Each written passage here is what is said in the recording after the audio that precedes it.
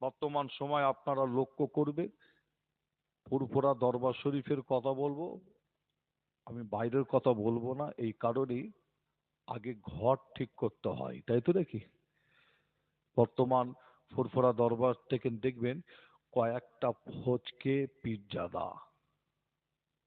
পীরজাদা তাদের বক্তব্য শুনবেন সোশ্যাল মিডিয়ায়, মোবাইল আছে, মোবাইলে শুনবেন, তাদের বক্তব্য, তাদের আলোচনা, তাদের কথাবার্তা এমন ভাবে বলছে যেন ফুরফুরা ছাড়া আর যেন পীর অন্য কোনো জায়গায় হবে না। বুঝতে পারছেন না? তাদের কথা এমন ভাবে তারা কথা বলছে, এমন ভাবে বক্তব্য দিচ্ছে, শুনলে মনে হবে ফুরফুরা ছাড়া মনে হয় আর পীর অন্য কোনো জায়গায় কি হবে না। ওরা যেন এজেন্ট নিয়ে রেখেছে, এজেন্ট, বুঝতে পারছেন না?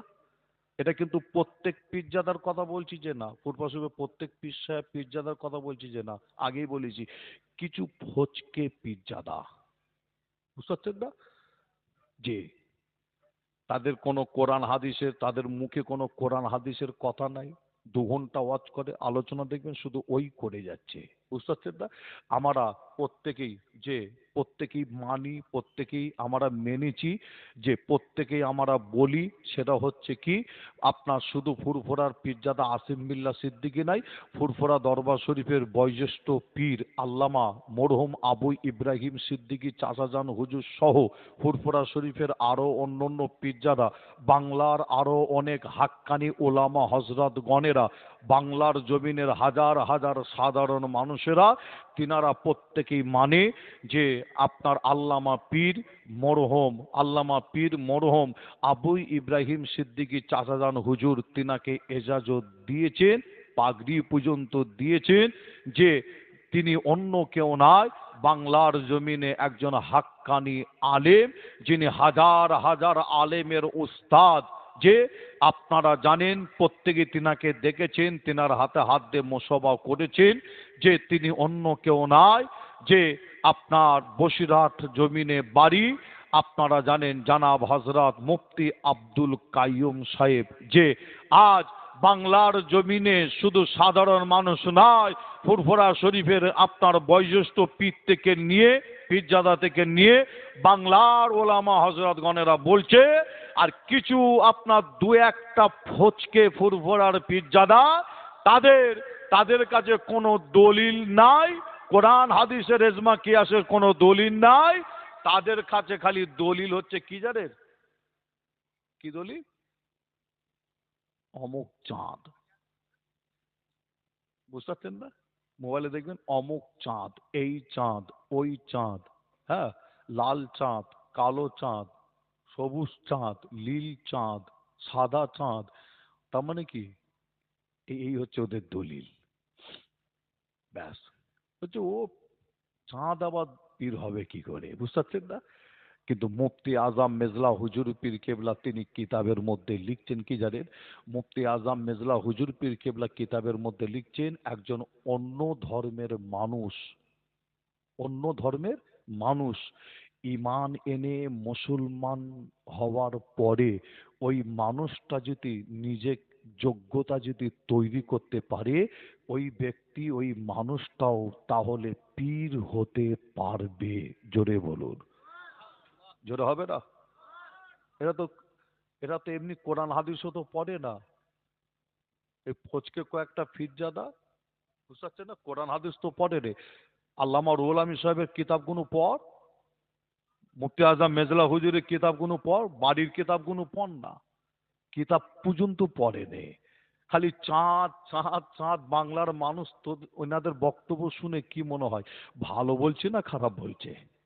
বলুন, যদি প্রমাণ করতো না কোরআন হাদিস দিয়ে, এজমা কিয়াস দিয়ে, না উনি পীর হতে পারবে না, এর যদি প্রমাণ করতো, তাহলে বাংলার মানুষ মেনে নিত, বলতো না, বলা আপনার বললে হবে না, আপনার 5টা কোরআন শরীফের আয়াত বলেছে, 2টো হাদিস শরীফ বলেছে, এজমা কিয়াস দিয়ে দলিল দিয়ে প্রমাণ করছে না উনি পীর হতে পারবে না, তা যোগ্য নাই, কিন্তু মুখের ভাষা খারাপ।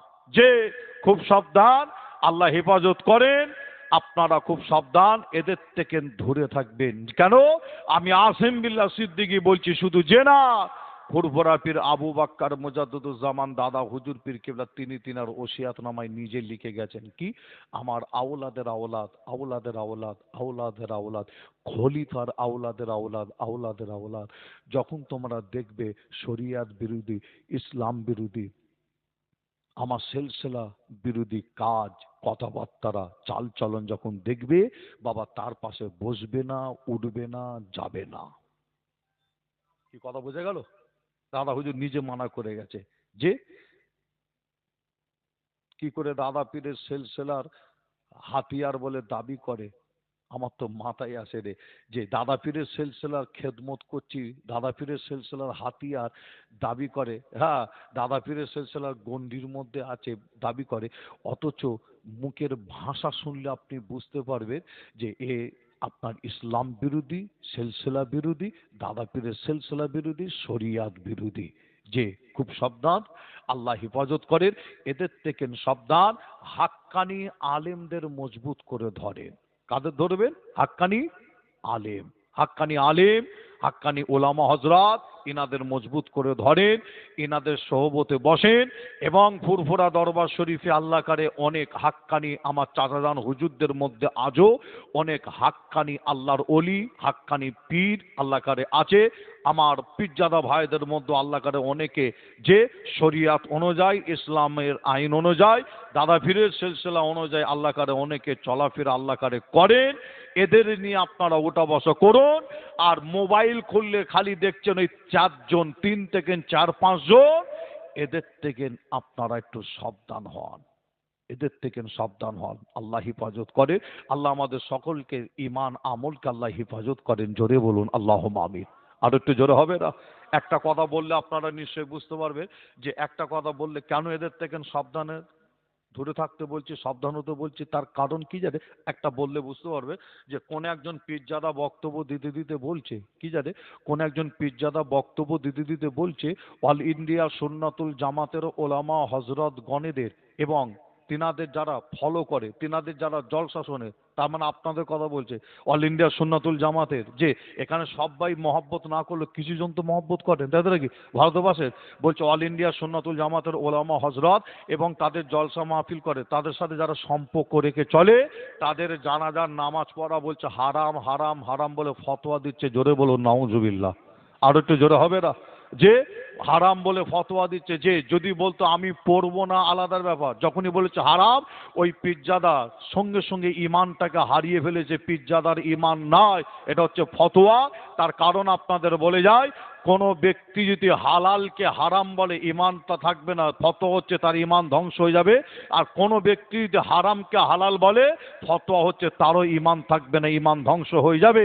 আপনারা এবার চিন্তা করুন, আল্লাহ আপনাদের জ্ঞান বুদ্ধি বিবেক আল্লাহ দিয়েছে যথেষ্ট, আপনারা শিক্ষিত জ্ঞানীগুণী, শিক্ষিত ভাই, শিক্ষিত চাচা, মা, বোনেরা, আপনারা এবার চিন্তা করুন অল ইন্ডিয়া সুন্নাতুল জামাতের ওলামা হজরতগণ এবং আপনাদের অর্থাৎ যারা সম্পর্ক রেখেছে, মহব্বত রেখেছে, তাদের জানাজার নামাজ পড়া হারাম কিনা, এটা আপনারা বিচার করলে আপনারা পেয়ে যাবেন। যে আপনারা যদি বিচার করেন অবশ্যই পাবেন। আপনারা বিচার করলে পাবেন ওই পীরজাদা হারাম বলার কারণে ওই পীরজাদার ইমান নাই, ইমানটাকে ধ্বংস করেছে। যে আপনাদের বলে যাই, এই সমস্ত পীরজাদাদের থেকে দাদা হুজুর বলছে তোমরা দূরে থাকো। শরিয়াত বিরোধী কথাবার্তা, ইসলাম বিরোধী কথাবার্তা, চাল চলো দাদা পীরের সিলসিলার গণ্ডির বাইরে, এদের থেকে বাবা দূরে থাকো। আল্লাহ আমাদের সকলকে সঠিক বোঝার তৌফিক দান করুক।